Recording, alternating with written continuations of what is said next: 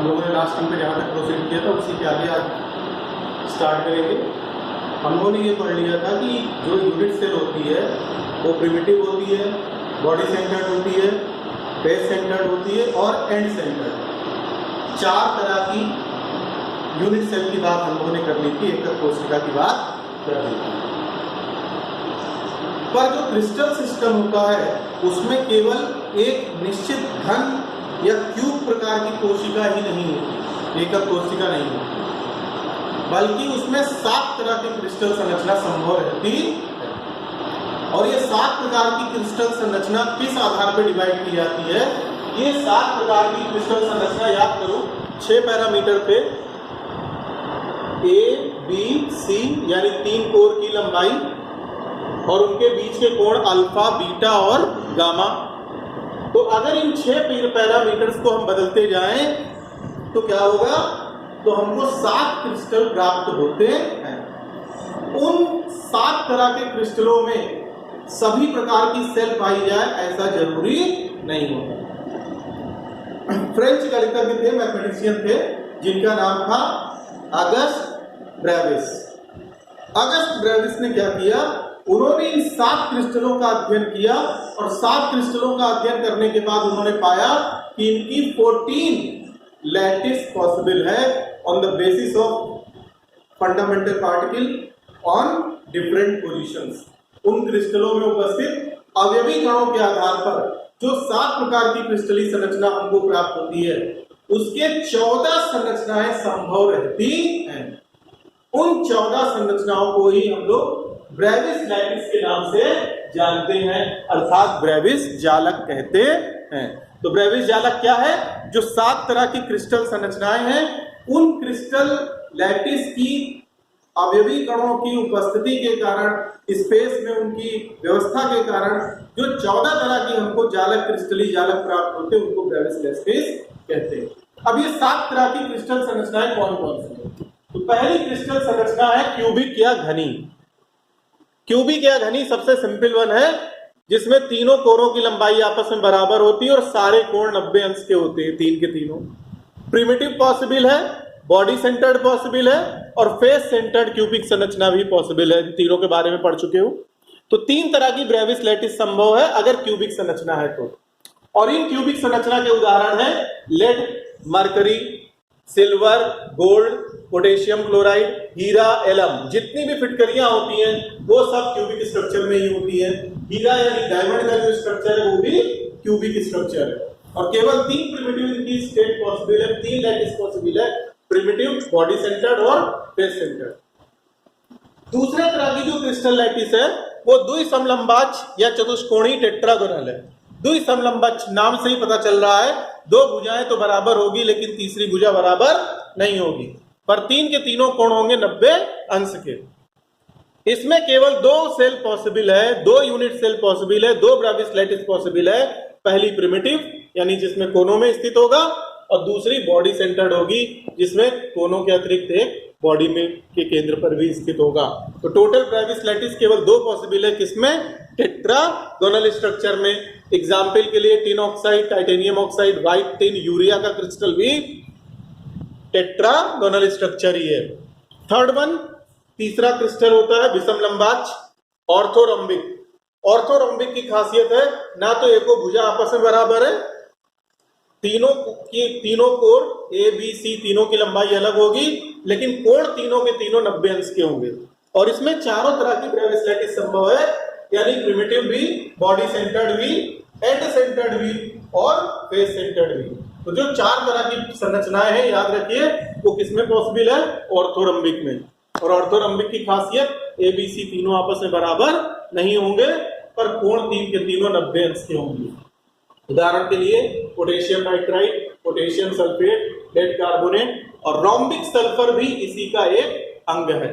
Last one, चौथा 7 है lattice. तो उसमें से जो चौथा है वो त्रिकोणीय या ट्राइगोनल है। ट्राइगोनल की क्या खासियत है? ना तो एक भी भुजा आपस में बराबर नहीं है, कोण 3 के तीनों बराबर होंगे आपस में, लेकिन एक भी 90 अंश का नहीं होगा। इन तीनों में तीनों ही कोण कितने अंश के थे? 90 अंश के। सब आपस में क्या थे? बराबर थे। लेकिन यहाँ पे क्या है, यहाँ पर कोण आपस में बराबर तो है लेकिन एक भी 90 अंश का नहीं है। तो इस प्रकार की क्रिस्टल लैटिस में केवल एक सेल पॉसिबल है जिसको प्रिमिटिव के नाम से जानते हैं, यानी जिसमें अवयवी कण केवल दोनों पर ही स्थित रह सकते हैं। उदाहरण के लिए sodium nitrate, quartz, calcite, arsenic, antimony, biscuit जैसी धातुएं भी इसी कैटेगरी के अंतर्गत आती हैं। पांचवें तरह की लैटिस, पांचवें तरह की क्रिस्टल लैटिस है हेक्सागोनल, षटकोणी।